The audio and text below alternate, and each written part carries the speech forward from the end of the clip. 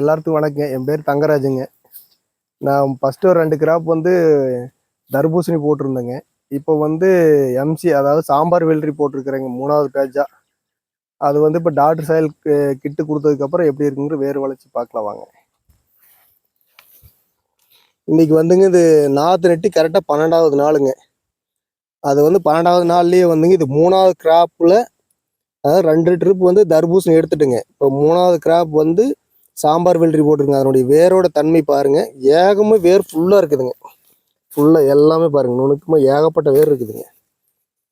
அதாவது நம்ம கரெக்டாக எடுக்க முடியல, ரொம்ப நுண்ணியமாக இருக்குது வேர். அது கெமிக்கல் உரம் வந்து 3வது டைம் கொடுக்குறப்ப கெமிக்கல் உரம் கொடுக்கணும்னு சொன்னாங்க. அதாவது வேர் மருந்தெல்லாம் கொடுத்துட்டு அப்புறம் போடுங்கன்னு சொன்னாங்க. ஆனால் நான் வேர் மருந்தே கொடுக்கல, டாக்டர் சாயில் கிட் ஒன்று மட்டும் தான் கொடுத்துருக்குறேங்க. எவ்வளோ ஆரோக்கியமாக இருக்குன்னு பாருங்கள். செடியும் பாருங்கள், 12 நாள் எவ்வளோ அருமையாக இருக்குதுங்க. நல்லா க்ரோத், நல்லா ஸ்ட்ரென்த்தாக இருக்குதுங்க.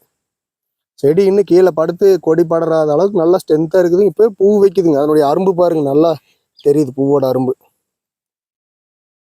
ரொம்ப நல்லா இருக்குதுங்க டாக்டர் சாயில். எல்லாரும் வாங்கி பயன்பெறுங்க. ரொம்ப நன்றிங்க.